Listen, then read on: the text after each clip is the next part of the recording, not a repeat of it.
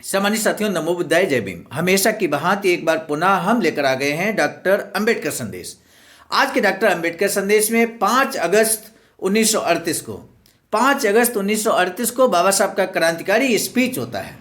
हम आपको यहाँ पर पृष्ठभूमि बता देते हैं कि डॉक्टर खरे, जो कि कांग्रेस की तरफ से 1937 में मुख्यमंत्री बने थे महाराष्ट्र के, और उन्हें अब पदच्युत कर दिया गया है, यानी कि 1938 आते आते उन्हें पद से हटा दिया गया है और वो इस समय लड़ाई लड़ रहे हैं, लेकिन कांग्रेस को छोड़ नहीं पा रहे हैं। कांग्रेस में रहकर ही लड़ाई लड़ रहे हैं, इस तरह की परिस्थितियां हैं। और ऐसे ही एक समारोह में बाबा साहब का क्रांतिकारी संबोधन होता है और इसमें पूर्व मुख्यमंत्री डॉक्टर खरे उपस्थित होते हैं। पूर्व मुख्यमंत्री डॉक्टर खरे के समक्ष ही बाबा साहब क्या कुछ बोलते हैं, आप भी जानकर आश्चर्यचकित होंगे। जब पूरा स्पीच बाबा साहब का आप देखेंगे, हुबहू भाषण देखेंगे, जो आज अभी अभी हम प्रस्तुत करने जा रहे हैं, तो निश्चित रूप से आप आश्चर्य मानेंगे कि आखिर उनके सामने इतनी खरी खोटी बात बाबा साहब कैसे कह देते हैं। तो उसको जब आप सुनेंगे तो निश्चित रूप से आपको भी अच्छा लगेगा। और उसी का हिस्सा है आज का डॉक्टर अंबेडकर संदेश का जो विषय हम आपको बताने जा रहे हैं। बाबा साहब कहते हैं कि गंदगी जिन्होंने फैलाई वही उसे साफ करें, और ये डॉक्टर खरे के लिए विशेष तौर पर बाबा साहब कहते हैं।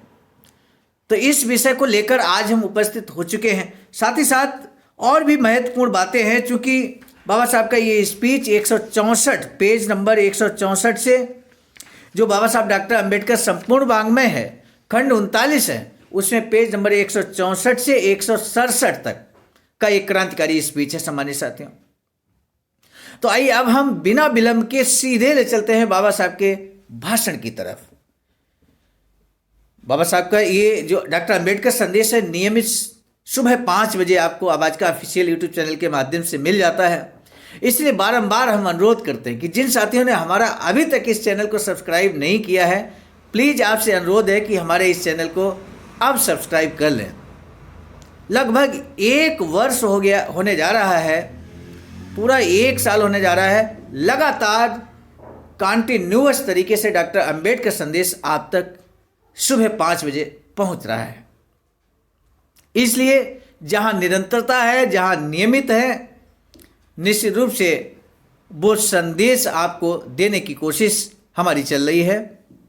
स्थान Buddha Bodhisattva Ambedkar international centre BBAIC Sarnath Varanasi राज्य उत्तर प्रदेश देश भारत के सौजन्य से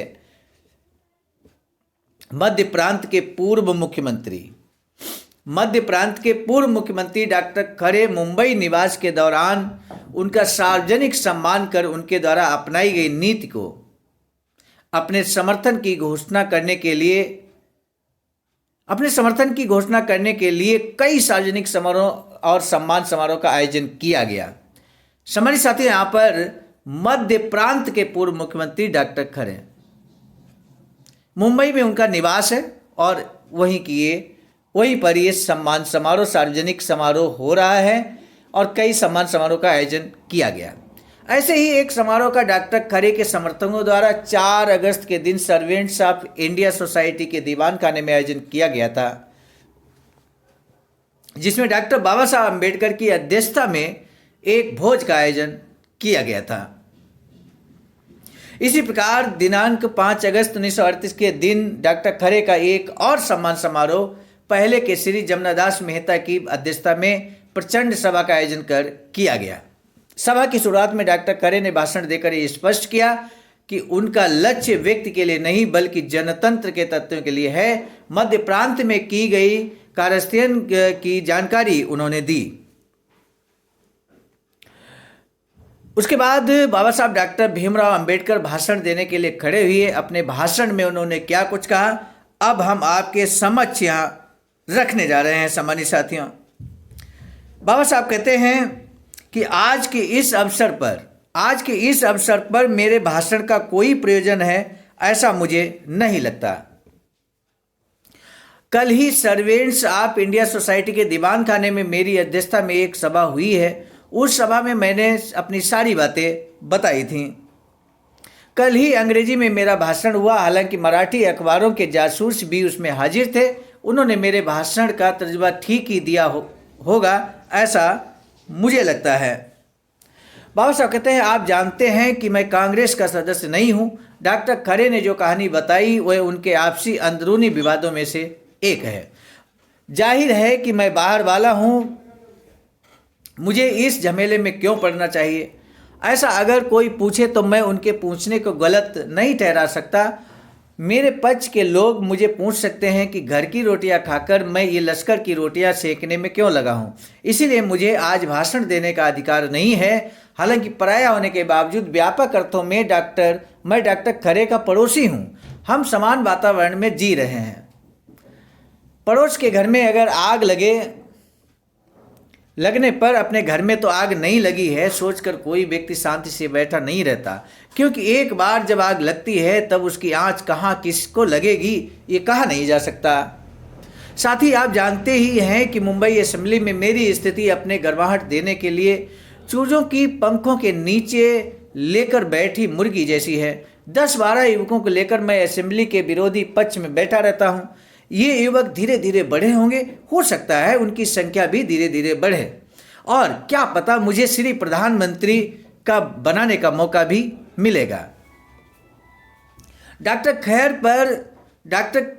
खरे पर आई विपत्ति के बारे में अगर मैं चुप, आज जो विपत्ति उन पर आई है इस समय को ध्यान में लेते हुए इस विवाद में एक पराया व्यक्ति बनकर चुप बैठे बगैर मेरा जो मानना है उसे आपके सामने व्यक्त करने के लिए तथा हद बल करके साथ में मर्ता बनाने को मेरी इच्छा है। इसलिए मैं आज यहाँ बोलने के लिए खड़ा हूँ। हालांकि मैं ये भी जानता हूँ कि इस नाटक के नायक डॉक्टर खरे के रंगभूमि पर आकर जाने के बाद मेरे जैसे दोयम पात्र की बातों में किसी को कोई दिलचस्पी नहीं हो सकती है। उस वाक़ये से गुजरने के बाद डॉक्टर खरे हमारे प्रांत में आए हैं। उन्होंने जो भाषण दिए वे मैंने ध्यानपूर्वक पढ़े हैं। प्रतिपक्षों की आपसी झगड़े पढ़ना या सुनना मनोरंजक तो होता ही है, लेकिन मैंने मनोरंजन के लिए उनके झगड़े नहीं पढ़े। इस विवाद के कारण सामने आए कुछ मुद्दे बेहद महत्वपूर्ण हैं और हमें उन पर ध्यान देना चाहिए। इस विवाद में सामने आए प्रमुख मुद्दे इस प्रकार हैं। आज के संविधान में प्रधानमंत्री के क्या अधिकार हैं? डॉक्टर खरे का कहना है कि मंत्रिमंडल के सभी मंत्रियों का चुनाव मुख्यमंत्री को करना होता है और बाहर के किसी व्यक्ति को उसमें दखल नहीं देनी चाहिए, और मंत्रिमंडल का कोई मंत्री अगर नालायक, लुच्चा या झगड़ालू निकले तो उसे निकालने का अधिकार मुख्यमंत्री को है। कांग्रेस वर्किंग कमेटी का कहना इसका बिल्कुल विपरीत है। यहाँ जो मामला ठना है वो कांग्रेस कमेटी और डॉक्टर खरे के बीच ठन गया है मामला। डॉक्टर खरे का विचार हमने अभी आपको बताया। कांग्रेस वर्किंग कमेटी का क्या मत है ये यहाँ पर बहुत ही संक्षेप में बताने जा रहे हैं। उनका कहना है कि किसे मिनिस्टर नियुक्त करना है, किसे कब हटाना है, इसका फैसला करने का अधिकार उन्हें है, प्रधानमंत्री को नहीं। यहाँ मुख्य सवाल ये है कि मंत्रिमंडल का कामकाज अगर ठीक नहीं चल रहा हो तो उन्हें शासन करने का अधिकार किसे है? मुझे लगता है कि जिन्होंने उन्हें चुनकर भेजा है उन्हें ही मंत्रिमंडल को सजा देने का अधिकार है। यानी जिन हजारों मतदाताओं ने उन्हें चुना है उन्हें ये अधिकार पहुंचता है। ये बाबा साहब का विचार है। बाबा साहब कहते हैं कि मुझे लगता है कि जिन्होंने चुनकर भेजा है यानी कि जनता को ये अधिकार होना चाहिए कि कौन मंत्री रहेगा और कौन नहीं रहेगा। वर्किंग कमेटी का ये कहना कि मंत्रिमंडल को शासन देने का अधिकार मतदाताओं को नहीं है बल्कि उन्हें है। पिछले असेंबली चुनावों में वल्लभ भाई पटेल ने जिन लोगों को खड़ा किया वे सब पत्थर हैं, उनके कोई अधिकार नहीं है। वल्लभ भाई पटेल, मिस्टर गांधी, बजाज, राजेंद्र प्रसाद, जवाहरलाल नेहरू आदि चुनाव में उतरे ही नहीं। मतदाताओं ने उन्हें किसी तरह का कोई अधिकार नहीं दिया है। ये सब बगुला भगत है। जिम्मेदार राजनीति का मतलब है न्याय करने वाली आखिरी संस्था यानी मंत्रिमंडल और उसे चुनने वाला चुनाव क्षेत्र। इस नजरिए से देखा जाए तो पता चलता है कि न्याय और सत्य डॉक्टर खरे के पक्ष में है। डॉक्टर खरे जो बात कह रहे हैं वो बहुत स्पष्ट और सही बात कह रहे हैं बाबा साहब की नज़रों में, और वर्किंग कमेटी के साथ न न्याय है और न सत्य है। ये सब ठीक है, लेकिन आगे क्या, ये सवाल अधिक महत्वपूर्ण है।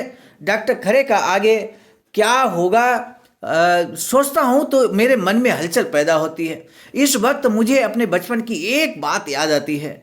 हम जिस गांव में रहते थे वहाँ हमारे पड़ोस में एक परिवार रहता था। बाबा साहब यहाँ अपने पड़ोस की घटना सुनाते हैं सम्मानित साथियों। वो पड़ोस की घटना कितना इंपॉर्टेंट है, डॉक्टर खरे के इस समय जो परिस्थितियां हैं डॉक्टर खरे के समक्ष, उन परिस्थितियों से कितना मेल खाती है, ये देखने वाली बात होगी। वो रियल स्टोरी बाबा साहब क्या कुछ सुनाते हैं, आइए हम आपके समक्ष रखते हैं। बाबा साहब कहते हैं उनकी 10-12 साल की एक बच्ची थी।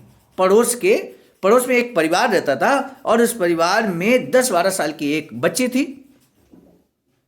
वो जब शादी योग्य उम्र की हुई तब उसके माता पिता ने एक अच्छा लड़का देखकर उसका ब्याह करवा दिया। बेटी भी ससुराल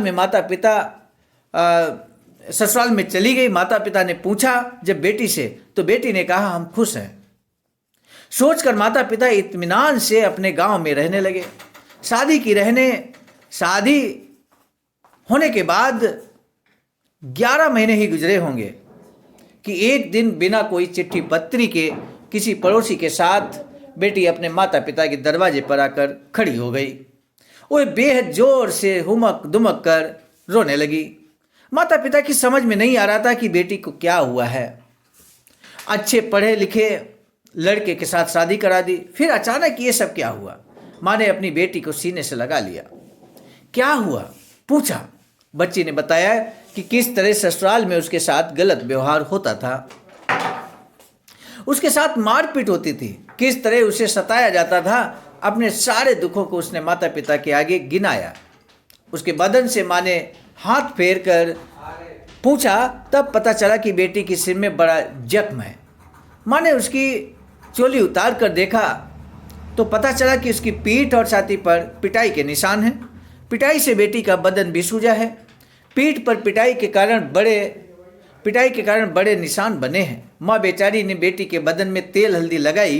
कुछ दिनों बाद बेटी कहने लगी कि जिस चूल्हे के साथ आपने मुझे बांधा है वही मेरा जो भला बुरा होना है होगा, आप मुझे ससुराल भेज दीजिए। लड़की ने जिद ही पकड़ ली।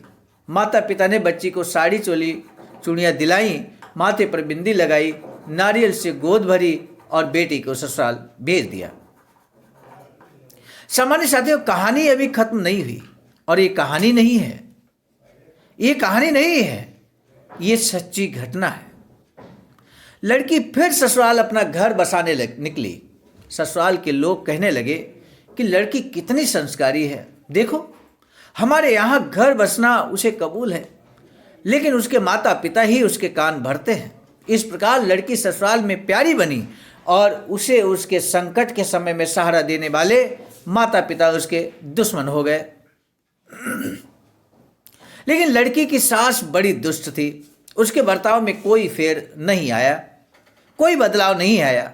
दुर्भाग्य से इस लड़की की कोई संतान नहीं हो रही थी। यही कारण काफी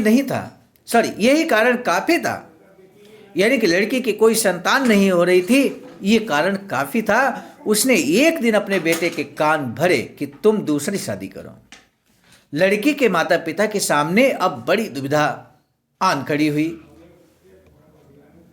लड़की को अपने घर ले आए तो वह इतनी बेवकूफ कि फिर कहे कि मुझे ससुराल जाना है, इसलिए उन्होंने उसकी ओर ध्यान ही नहीं दिया। पति ने दूसरी शादी की। दूसरी पत्नी के बच्चा हुआ। सबका ध्यान उसी पर रहा। इसकी उपेक्षा होने लगी। यानी कि जिस पत्नी के बच्चा पैदा हुआ उसका सभी लोग ध्यान रखने लगे और जो पहले की पत्नी थी उसकी उपेक्षा होने लगी। आखिर में उसे तपेदिक हुआ। कुछ समय बाद आखिर वह मर गई। डॉक्टर खरे की हालत कुछ हद तक मेरे पड़ोसी के बेटी जैसी है। इतनी परिस्थितियां गुजरने के बाद डॉक्टर खरे को मुख्यमंत्री पद से हटाने के बाद डॉक्टर खरे जो कि मुख्यमंत्री पूर्व में रह चुके मध्य प्रांत के, वो अभी भी कह रहे हैं कि हम कांग्रेस में ही जाएंगे। बाबा साहब ने इस घटना से इसलिए जोड़ा, कांग्रेस में उनके साथ नाइंसाफी हुई। अपने साथ हुए अन्याय की शिकायत लेकर वह महाराष्ट्र में अपने सगे संबंधियों के पास आए हैं। इतने अन्याय के बाद भी जिस प्रकार उस लड़की का ससुराल में ही रहने का हट था, उसी प्रकार डॉक्टर खरे भी कहते हैं कि मैं कांग्रेस में ही रहूँगा। उस लड़की की तरह जिद करके मरने की नौबत उन पर ना आए, लेकिन बावजूद इसके वो कांग्रेस में ही रहेंगे, ऐसा बार बार कहते हैं। डॉक्टर खरे के साथ जो अन्याय हुआ उसे पोंछ कर हटाया नहीं जा सकता। जनतंत्र के सिद्धांत इस प्रकार रौंदे जाएं, यही सोच इस घटना को जानने के बाद सबके मन में होना चाहिए। जिन पत्रों ने या कि कहिए भगवानों ने डॉक्टर खरे की बलि ली, वे किसी और को बलि नहीं चढ़ाएंगे, इसका क्या भरोसा। डॉक्टर खरे कहते हैं कि सब कांग्रेस में आए। कांग्रेस के कुछ लोगों का ये कहना है कि कांग्रेस में गंदगी है जिसे आप कांग्रेस में शामिल होकर उखाड़ फेंके। इस पर मेरा यही कहना है कि गंदगी आप फैलाएंगे तो जाहिर है कि उसे आप ही साफ करेंगे, आप ही को साफ करना है। यहां कुछ लोग ये कह रहे थे कि कांग्रेस में आप शामिल हो जाएं, कांग्रेस में गंदगी आप साफ करें। तो बाबा साहब का कहना है कि भाई कांग्रेस ने गंदगी फैलाई तो साफ हम क्यों करें, कांग्रेस ही साफ करें। उसे साफ भी आपको ही करना है। मैं अपने साफ कपड़ा फैलाएंगे तो जाहिर है कि हम क्यों साफ करें। आप अपनी गंदगी को साफ कीजिए, फिर ये सोचें कि एक अपने साफ कपड़ों के साथ हमें कांग्रेस में जाना है या नहीं। इससे एक और सवाल पैदा होता है कि क्या एक ही राजनीतिक पक्ष होना क्या सही है। तो बाबा साहब का कहना है कि मुझे लगता है कि एक ही पक्ष होना देश की उन्नति के लिए हित में नहीं है। जिस देश में एक से अधिक राजनीतिक पार्टियां नहीं, वहां बुद्धि का विकास संभव नहीं, वहां आज़ादी मिलना भी असंभव है। आखिर डॉक्टर खरे से मैं ये विनती करने वाला हूं, किसी ने मुझसे कहा कि मुंबई के प्रभात अखबार में मध्य प्रांत के मंत्रिमंडल के बारे में लिखा है कि डॉक्टर खरे चक्की में और मुंबई के मुख्यमंत्री बाला साहेब खेर थाली में। यानी खरे के बाद बाबा साहब खरे की बारी आनी ही है। लेकिन मुझे लगता है कि हमारे बाबा साहब कभी भी इस तरह थाली में अपनी बारी का इंतजार नहीं करेंगे। अच्छी बहू को हम सुलक्षणा कहते हैं। बाबा साहब खेर का बर्तन सुलक्षणा बहू के समान है। सुलक्षणा बहू में क्या गुण होते हैं, वह जेठ के, सास ससुर के, ननद के, जेठानी के, सबके आते जाते पैर छूती है, सबके साथ मीठा बोलती है, कभी किसी को पैर न लगे इसका भी ख्याल रखती है। नीचे झुकने से पहले पैर पीछे से खुला नहीं है इसका ख्याल है। हर रोज पति के नाम से माथे पर कुमकुम या शांता आपटे वाला कुमकुम नहीं लगाती है। पति के श्रेयस की कामना करती है। सावित्री के तरह हर जन्म में यही पति मिलने की कामना करती है। बाहर वालों को अगर अपने ससुराल वाले गालियां देते हैं तो उससे दुखी न होने वाली आदि हमारे बाबा साहब खेर बिल्कुल इसी तरह वर्ते हैं। बाबा साहब खेर जो मुंबई के मुख्यमंत्री हैं वर्तमान में, उनके बारे में बाबा साहब ने इस तरह से यहाँ पर बात कही है। इसीलिए बाबा साहब कहते हैं मुझे लगता है कि 12 महीने ही नहीं 12 सालों तक हमारे बाबा साहब कांग्रेस में रहते हुए मुख्यमंत्री बने रहेंगे। जाहिर है कि थाली में या खौलते पानी में गलने के लिए वे कभी पड़ेंगे नहीं। एक बच्ची को हिंदी घर ब्याह, उसका ये हाल बुरा हुआ। एक बच्ची को गुजरात में बहा, उसका ठीक चल रहा है, ब्याह ठीक चल रहा है। ये देखकर दुख में भी संतोष महसूस होता है। लेकिन समय की गति विचित्र है। हो सकता है हमारे बाबा साहब भी कभी चक्की में गिरेंगे। बाबा साहब खेर की बात हो रही है यहाँ पर। ऐसा अगर कभी हुआ तो जिस प्रकार डॉक्टर खरे मुंबई आए उसी प्रकार खेर नागपुर जाएंगे, क्योंकि खेर नागपुर के रहने वाले हैं और डॉक्टर खरे मुंबई के रहने वाले हैं। ऐसा अगर हुआ तो डॉक्टर खरे से मेरी विनती है कि वे खेर की पीठ पर अपना हाथ जरूर फेरें। हंसी के ठाके और तालियों की बौछार होती है, क्योंकि बीच बीच में मजाकिया लहजे में बाबा साहब अपनी बात को कहते हैं। इसके बाद डॉक्टर मुंजे और राजमाने बर्दे के भाषण हुए। बाबा साहब के स्पीच यहीं पे समाप्त होता है। बाद में अध्यक्ष श्री जमुनादास मेहता के भाषण हुए और ये डॉक्टर अम्बेडकर संदेश यहाँ समाप्त हुआ। आज का पहला प्रश्न है, डॉक्टर बाबा साहब भीमराव अम्बेडकर ने आग और चीज़ों के उदाहरण द्वारा